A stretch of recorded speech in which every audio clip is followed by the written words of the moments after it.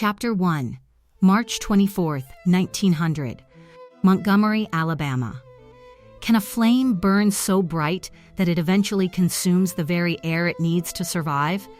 In the sweltering heat of Montgomery, Alabama, where magnolia blossoms hung heavy in the humid air and old money whispered through Spanish moss, Zelda Fitzgerald was born into a world of privilege that would both elevate and ultimately destroy her. She entered the world as the youngest daughter of Judge Anthony Dickinson Sayre, a pillar of Alabama's legal establishment, and Minnie Moshin Sayre, a woman whose aristocratic bloodline traced back to Virginia's first families. The Sayre mansion on Pleasant Avenue stood as a monument to Southern respectability, its white columns gleaming like ivory sentinels, guarding secrets of inherited wealth and carefully maintained social standing. Inside, crystal chandeliers cast prismatic rainbows across Persian carpets, while servants moved through rooms with the practiced silence of those who understood their place in the hierarchy of privilege. Young Zelda grew up surrounded by this opulence, yet even as a child, she seemed to understand instinctively that wealth was both her inheritance and her cage. From her earliest years, Zelda possessed a beauty that stopped conversations and turned heads. Her honey-colored hair caught sunlight like spun gold, and her eyes held a dangerous intelligence that promised both delight and destruction. She was the kind of child who climbed trees higher than any boy, who called the fire department simply to watch the engines race through Montgomery's sleepy streets, who dove into the family swimming pool wearing her finest silk dress just to see the scandalized expressions of her mother's tea. Party guests. The judge ruled his household with the same stern authority he brought to the Alabama Supreme Court, but even his iron will seemed to bend before his youngest daughter's irrepressible spirit. Zelda's mother worried constantly about the girl's wildness, yet she had named her daughter after a gypsy queen in a novel, perhaps secretly hoping the child would live the adventurous life she herself had never dared to pursue. As Zelda blossomed into adolescence, Montgomery society watched her with a mixture of fascination and apprehension. She became the most celebrated belle in the city, her dance card perpetually full at country club gatherings, her front porch crowded with suitors seeking even a moment of her attention. But beneath the crinoline and carefully practiced manners, there burned a restlessness that bordered on mania. She smoked cigarettes in public, drank gin from hidden flasks, and swam in flesh-colored bathing suits that caused matrons to clutch their pearls in horror. The Sayre wealth was more appearance than substance, a carefully maintained illusion built on the family name and the judge's judicial salary. They possessed position and respect, but not the vast fortune their lifestyle suggested. Zelda learned early that her beauty and charm were currencies more valuable than money itself, tools she could wield to secure the kind of life she craved, one filled with excitement, glamour, and escape from Montgomery's suffocating propriety. July 1918, Montgomery Country Club. The night that would change everything arrived on a wave of summer heat and the distant thunder of a world at war. At the Montgomery Country Club dance, the air hung thick with jasmine and possibility, while the orchestra played languid waltzes that seemed to stretch time itself. Zelda stood on the periphery of the ballroom, fanning herself with practiced elegance, her eyes scanning the crowd of familiar faces with barely concealed boredom. Then she saw him, Lieutenant F. Scott Fitzgerald, stationed at nearby Camp Sheridan. He was different from the local boys who courted her with their predictable offerings of punch and platitudes. This young officer carried himself with the confidence of someone who believed himself destined for greatness, his eyes bright with ambition and an almost desperate hunger for something more than the ordinary life offered by his modest Minnesota background. When Scott approached her, his voice trembled slightly with nerves, betraying the vulnerability beneath his confident exterior. "You look like you're waiting for something extraordinary to happen," he said. Zelda turned, her eyes narrowing with playful interest. "I'm waiting for the world to catch fire, Lieutenant, though I suspect that might take longer than this waltz." Their dance was more than mere movement to music. It was a negotiation of souls, a recognition of kindred spirits who shared an insatiable hunger for life, lived at full intensity. In Scott's arms, Zelda felt the weight of her father's expectations lift momentarily, replaced by the terrifying, exhilarating promise of a future unscripted by Montgomery society's rigid conventions. Scott spoke of his ambitions with the fervor of a true believer. He would write the great American novel, conquer New York's literary world, become the voice of his generation. His certainty was intoxicating, his dreams as boundless as her own. In his eyes, Zelda saw reflected not just admiration for her beauty, but recognition of her intelligence, her wit, her potential to be something more than just another Southern belle destined for respectable obscurity. The courtship that followed was a whirlwind of passionate letters and desperate promises. Scott wrote to her of literary fame and fortune, painting pictures of a life in New York where they would be celebrated, adored, free to live according to their own rules rather than society's expectations. Zelda responded with letters that revealed an intelligence and wit that matched his own, but also a growing awareness of the risks inherent in loving someone whose dreams were built on talent alone, without the foundation of inherited wealth to cushion potential failure.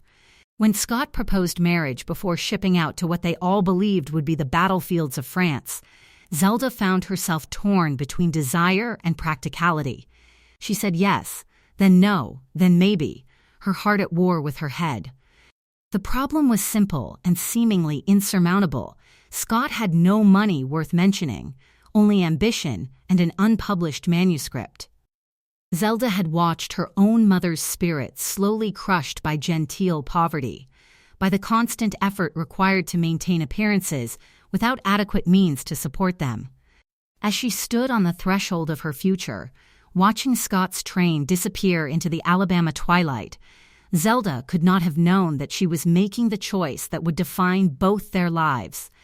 Her rejection of his proposal would drive Scott to pour his heartbreak and desperation into his writing with manic intensity, ultimately producing the success that would win her back.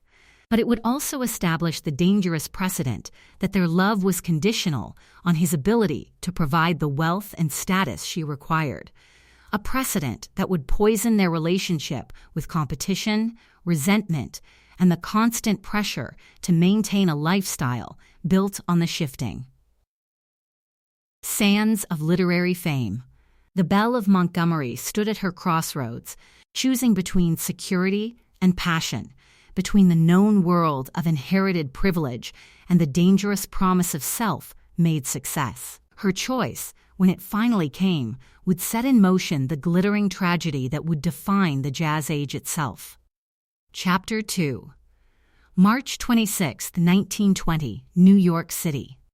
The telegram crackled with the energy of vindication. Book published, stop reviews, magnificent, stop coming for you, stop. Within weeks of its publication, this side of paradise had transformed F. Scott Fitzgerald from a desperate young man living in a boarding house to the golden boy of American letters. When he stepped off the train in Montgomery, he carried himself with the unmistakable confidence of someone who had conquered the world through sheer force of will and talent. Zelda saw him from her bedroom window and felt something fundamental shift inside her chest: relief, excitement, and perhaps the first whisper of unease. She had gambled on his potential, and he had delivered spectacularly. Now she would have to honor her part of the bargain, though she was beginning to understand that the price of his success might be higher than either of them had anticipated.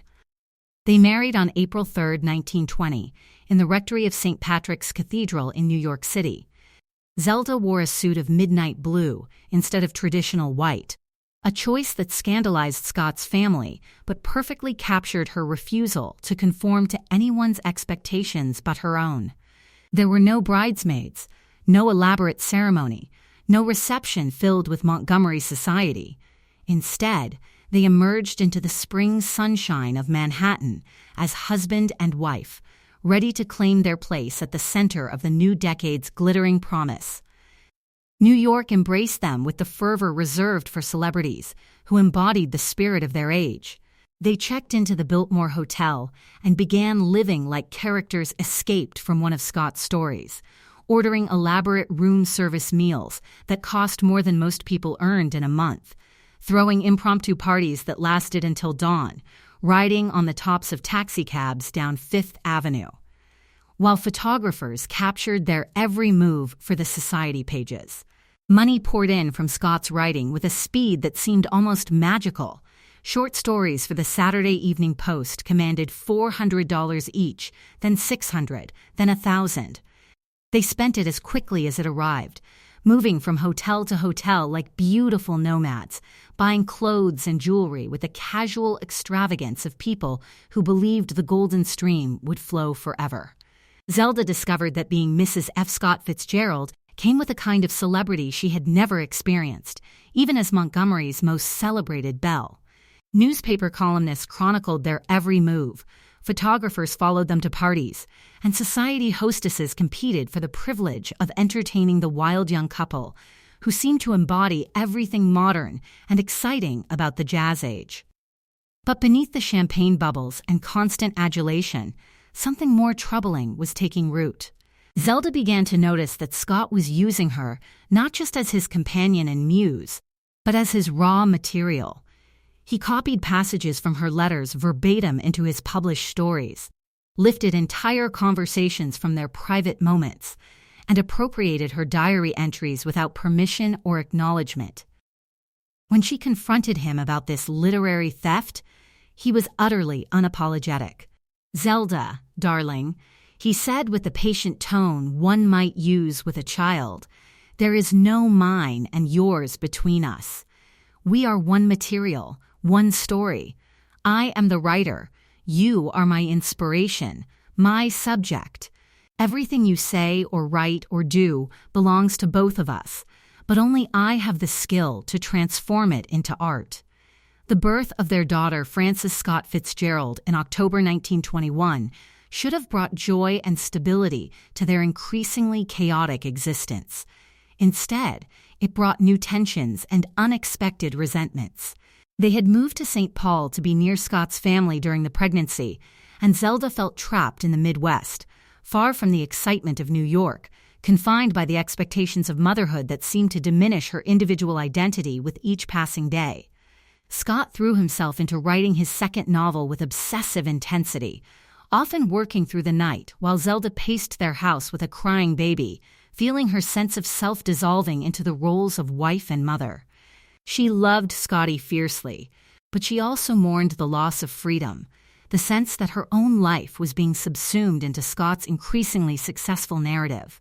When they returned to New York and settled in Great Neck, Long Island, Zelda made her first serious attempt to reclaim her individual identity. She began taking ballet lessons with an intensity that bordered on obsession, spending hours at the bar pushing her 22-year-old body with the desperation of someone who understood she was starting impossibly late but refused to accept defeat. June 1924, Via Marie, Saint-Raphael, France. Seeking escape from the chaos of New York and hoping to reduce their mounting expenses while Scott worked on his new novel, they sailed for the French Riviera. The Mediterranean coast seemed to promise renewal, sun, sea, and distance from the destructive patterns they had established in America. They rented Villa Marie, perched above the azure waters of the Quai d'Azur, and for a few precious weeks, life felt almost peaceful. But peace was a luxury neither of them knew how to afford. Scott locked himself in his study, wrestling with the manuscript that would become The Great Gatsby, while Zelda was left to her own devices on the beach and in the villa's gardens. It was in this isolation that she met Edouard Jozon, a young French naval aviator whose dark good looks and easy charm provided a stark contrast to Scott's increasingly moody and distant behavior. The affair, if it was truly an affair, became the defining crisis of their marriage. Zelda spent long afternoons swimming with Jozan in hidden coves, talking for hours about art and life and freedom. He saw her as Zelda the woman, not Scott's wife or literary material. For the first time in years, she felt truly seen and valued for herself alone. When Zelda finally confessed her feelings to Scott, the confrontation that followed nearly destroyed them both. Scott's reaction was not just jealous rage, but a calculated campaign to reassert control over his wife. He locked her in the villa, forbade her from leaving, and when Josanne mysteriously disappeared, transferred, or simply fleeing the drama, Zelda realized with devastating clarity that her freedom had always been an illusion. That night, as she sat alone in the locked villa listening to Scott's drunken accusations and threats, Zelda felt the first true fracture in her sense of reality. The walls seemed to pulse with their own heartbeat, and voices whispered accusations from the shadows. To silence the chaos in her head, she reached for the bottle of sleeping pills, taking not one or two, but a handful, seeking not death, but simply the blessed silence of unconsciousness. When Scott found her hours later, groggy and retching, the fear in his eyes was genuine. But it was not just fear for her life, it was the terror of a man realizing that his muse was breaking, and that he might be the one responsible for her destruction. They had survived the scandal, but the cracks in their golden fade were now visible to anyone who cared to look closely enough. The golden couple had reached their peak, but the descent into darkness had already begun. The jazz age would continue to roar around them, but for Zelda and Scott Fitzgerald, the music was beginning to sound increasingly discordant, a warning of the tragedies yet to come. Chapter 3, April 23, 1930, Paris, France. The evening began like countless others in their Parisian exile. Dinner at a sidewalk cafe, too much wine, the familiar rhythm of Scott drinking himself into morose silence while Zelda's agitation grew with each passing hour. But something was different that night, something electric and dangerous crackling in the spring air.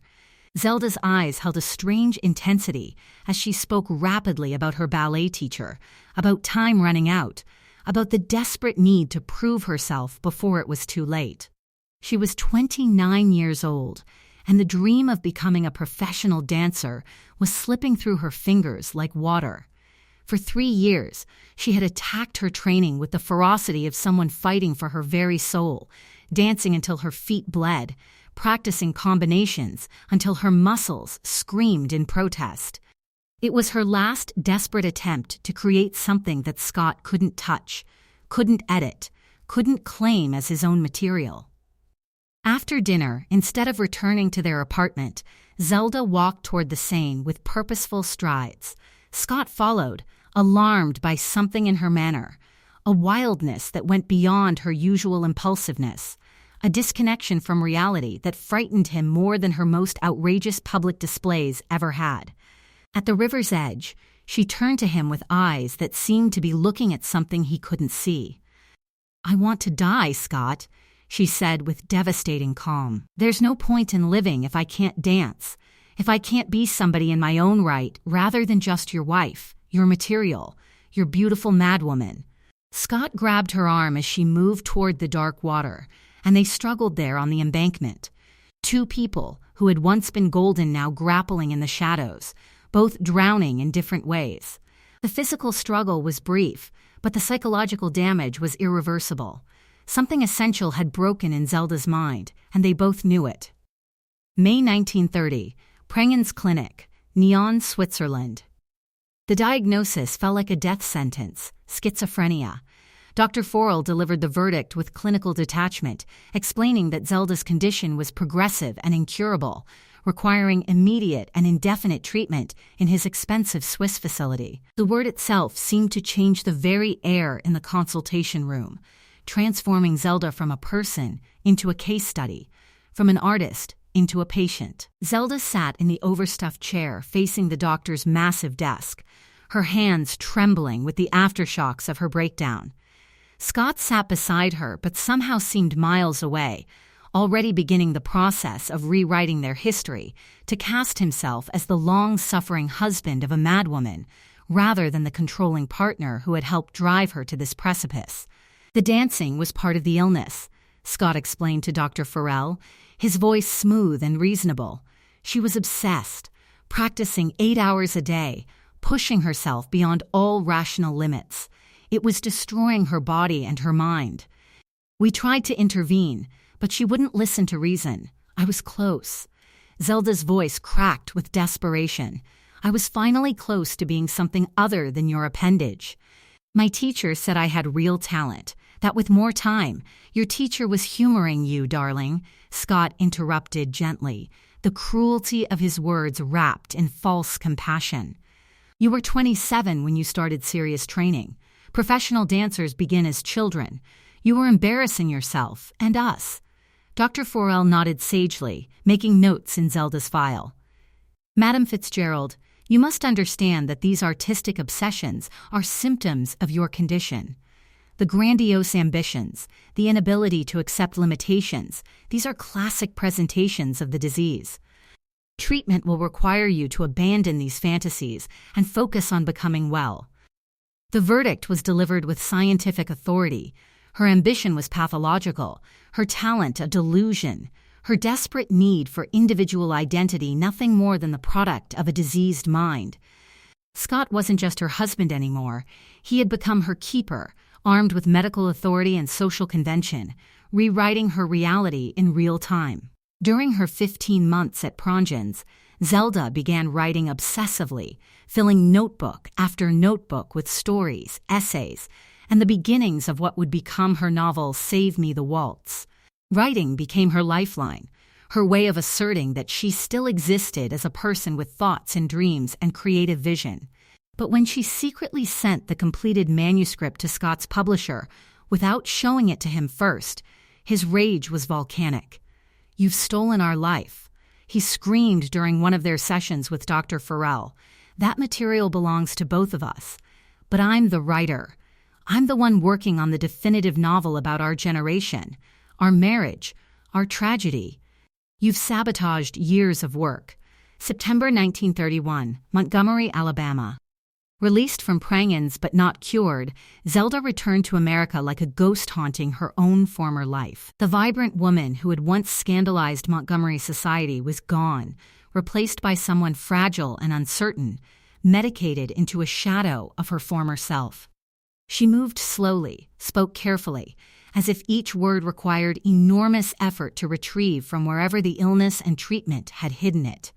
Living temporarily with her aging mother in the smaller house on Sayre Street, Zelda tried to rebuild some semblance of normalcy. She painted watercolors of flowers and dancers, took long walks through the familiar streets of her childhood, and attempted to reconnect with a world that had moved on without her. But the medications that controlled her symptoms also dulled her creativity, leaving her feeling like a spectator to her own existence. Scott, meanwhile, was falling apart in his own way. His drinking had progressed from heavy to catastrophic, and his writing, which had once flowed so easily, now required Herculean effort for diminishing returns. The irony was crushing. They had spent the 1920s burning through money on parties and luxuries, and now they were going broke, paying for Zelda's psychiatric care and Scott's attempts to maintain their lifestyle through increasingly desperate hack work. February 1932, Phipps Clinic, Baltimore. The second major breakdown came with terrifying suddenness. Zelda began hallucinating again, became convinced that Scott was having affairs, threatened suicide repeatedly. The woman who had once been celebrated for her wit and beauty was now just another psychiatric case, shuffled between expensive institutions that promised cure but delivered only management. At Phipps Clinic, Zelda completed her novel with manic intensity, writing during brief periods of lucidity with the desperation of someone who understood this might be her only chance to tell her own story. When Save Me the Waltz was finally published in 1932, it received mixed reviews and sold poorly, partly because Scott had insisted on extensive revisions that removed material he wanted to use in his own work. The pattern was established. Each hospitalization took more of Zelda away, leaving her more fragile, more medicated, less herself. Scott blamed her madness for destroying his talent, while Zelda accused his drinking and jealousy of driving her insane. Both accusations held truth, and both were too simple to capture the complex reality of their intertwined destruction. Standing at the barred window of her hospital room one gray afternoon, watching the world continue without her, Zelda pressed her forehead against the cold glass and wondered how long their fortune would continue paying for this slow, public disintegration. She did not yet know that the deepest debts were not financial, and that the final cost would be paid in bodies and fire, long after the money ran out. Chapter 4. August 17, 1937. Highland Hospital, Asheville, North Carolina. The Blue Ridge Mountains rose like ancient sentinels around the Highland Hospital, their peaks shrouded in morning mist that seemed to mirror the fog that had settled permanently over Zelda's mind. She had been a patient here for over a year now, one of the wealthy and difficult women warehoused in this expensive asylum where mental illness was treated with a combination of occupational therapy, physical exercise, and heavy medication. At 47, Zelda bore little resemblance to the golden girl who had once captivated Montgomery society, or the wild flapper who had danced on tables in Paris. Her honey-colored hair was now streaked with premature gray, her face lined with the map of countless electroshock treatments and insulin comas. She moved with the careful deliberation of someone whose body had been repeatedly broken and imperfectly mended. Scott's visits had become increasingly rare and strained. When he did appear, usually looking haggard from his struggles in Hollywood, where he was attempting to resurrect his career as a screenwriter, their conversations were stilted affairs conducted under the watchful eyes of nurses who took notes on every interaction. On September 23, 1937, he sat across from her in the visitor's room, his once immaculate appearance now shabby at the edges. His suit was shiny with wear, his hands shook slightly from the constant drinking, and his eyes held the haunted look of a man who had watched his dreams curdle into nightmares. "I've been working," he began, attempting a smile that didn't reach his eyes. "The studios are interested in my work. I'm writing stories again. I'm trying to get us out of this situation. Out of this building," Zelda asked with a clarity that surprised them both, "or out of this life we've made?" The question hung between them like smoke from the cigarettes she was no longer allowed to have. They both understood that their high society friends had moved on to newer scandals, fresher faces, younger writers to worship and destroy. The Fitzgeralds had become period pieces, relics of an era the world had already left behind. At night, alone in her narrow bed, Zelda wrote letters that revealed a mind still capable of devastating insight despite the fog of medication and illness. "I have lived too glamorously to now die so quietly," she wrote to Scotty, her daughter who was now a young woman working as a journalist in New York, trying to distance herself from her parents' tragic mythology. In therapy sessions with Dr. Carroll, Zelda began to untangle the complex web of blame and responsibility that had bound her for so many years. She was beginning to understand that her madness had been as much a reaction to suppression as it was a medical condition, that the very intensity that had made her famous had also made her vulnerable to a world that demanded conformity from its women. "Do you feel that your husband ruined you?" Dr. Carroll asked during one session. Zelda considered the question with the careful deliberation she brought to all serious matters now. "Scott gave me the world," she said slowly, "or rather, he bought us front-row seats to it. But the tickets were very expensive, and we kept signing IOUs in champagne and dreams." December 21, 1940, Highland Hospital. The telegram arrived during art therapy, where Zelda was working on a painting of dancers, elongated ethereal figures suspended in impossible leaps against a background of swirling colors that seemed to pulse with their own inner light. The nurse's voice was soft, carrying that specific tone reserved for devastating news. Scott was dead. A heart attack in Hollywood, sudden and final, at 44 years old. The man who had been the center of her universe for more than 20 years was gone, and she hadn't been there, hadn't even known he was seriously ill. Their last conversation had been months earlier, a stilted phone call full of awkward pauses and things left unsaid. Zelda's reaction confused the hospital staff. She didn't cry or become hysterical. Instead, she became very quiet and still, staring at the telegram as if it were written in a language she couldn't quite decipher. When she finally spoke, her voice was barely above a whisper. "I thought we would have more time." With Scott's death came a terrible revelation that cut deeper than grief. For years, she had believed she was the anchor dragging him down, the mad wife who had destroyed his genius.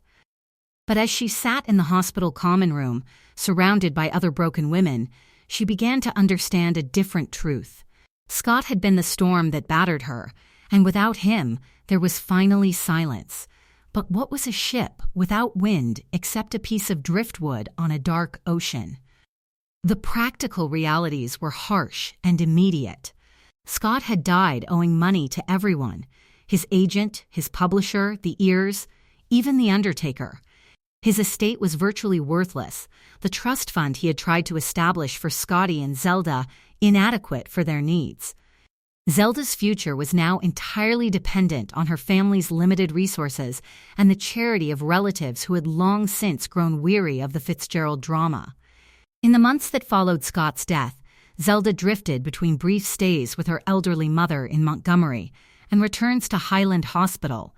Her condition seemed to stabilize somewhat without the constant tension of their toxic relationship, but she was also profoundly alone. The friends from their golden days had scattered or died, and she found herself a ghost haunting a world that had moved on without her. She continued to paint obsessively, creating hundreds of works that ranged from delicate watercolors to disturbing surreal compositions that seemed to emerge from the deepest recesses of her fractured psyche. Some showed conventional beauty, flowers and landscapes rendered with surprising skill. Others were more troubling: figures with multiple faces, buildings that appeared to be melting, skies filled with watching eyes. On certain nights, especially when the wind worried at Highland Hospital's old wooden structure, Zelda would wake with the heavy certainty that something was coming. She began having vivid dreams of fire, of doors that wouldn't open, of voices calling her name while flames consumed everything around her. "I dream of burning," she told a young nurse one March evening in 1948, "of being trapped while the world forgets my name." The nurse smiled kindly and made a note in Zelda's chart about fire fantasies, a common metaphor among patients who had lived intensely and now faced the prospect of fading quietly into obscurity. But Zelda's dreams didn't feel metaphorical. They felt like memories of the future, a final irrational gift from a mind that had spent itself too lavishly across too many rooms, too many years.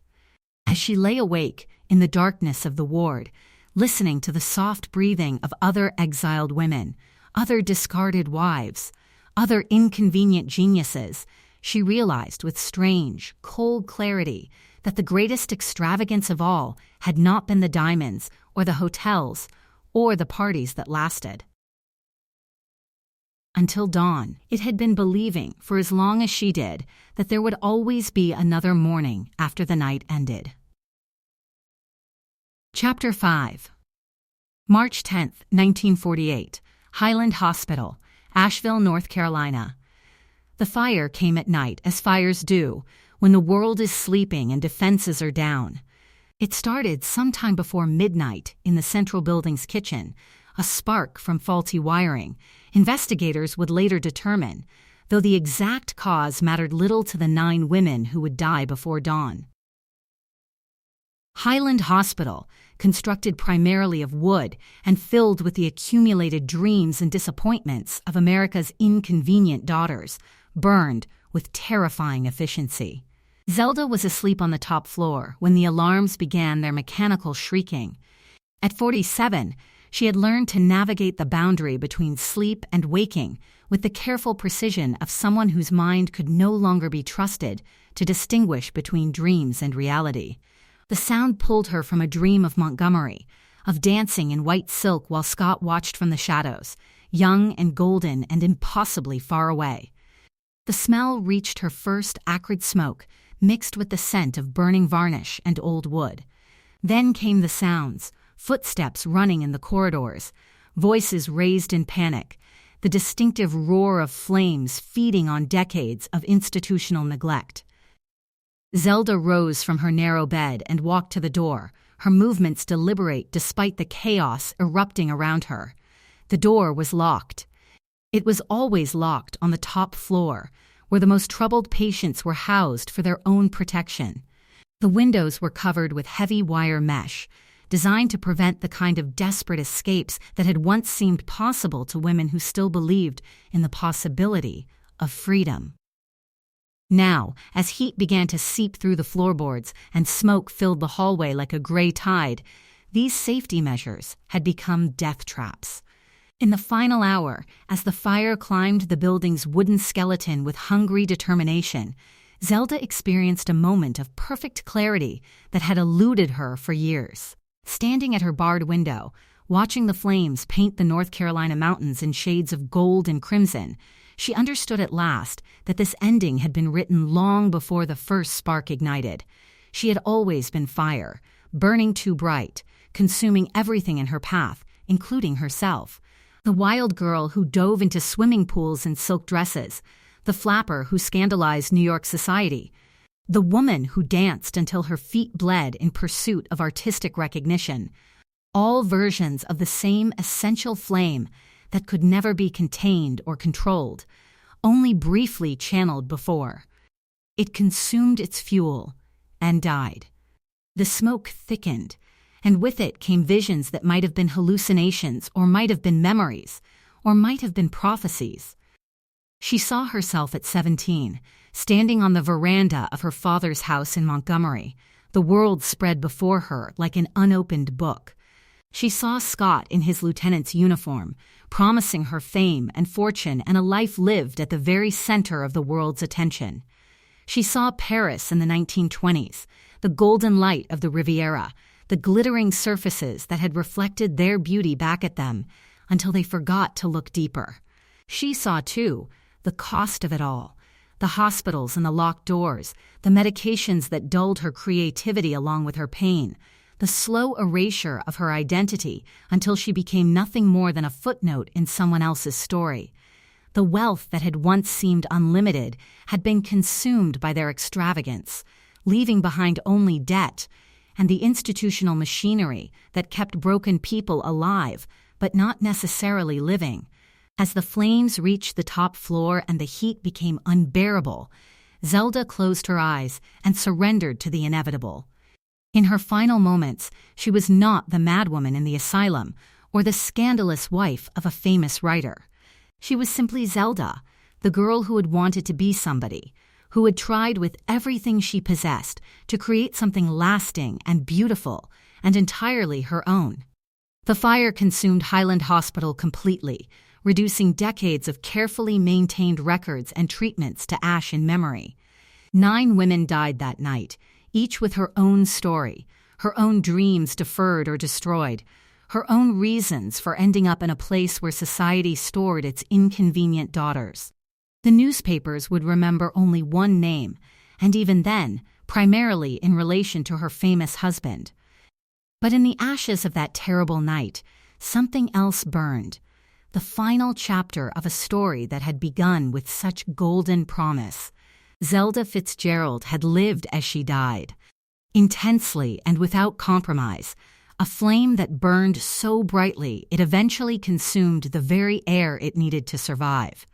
In death, she would become what she had always been in life, a symbol, a cautionary tale, a beautiful ghost haunting the American imagination.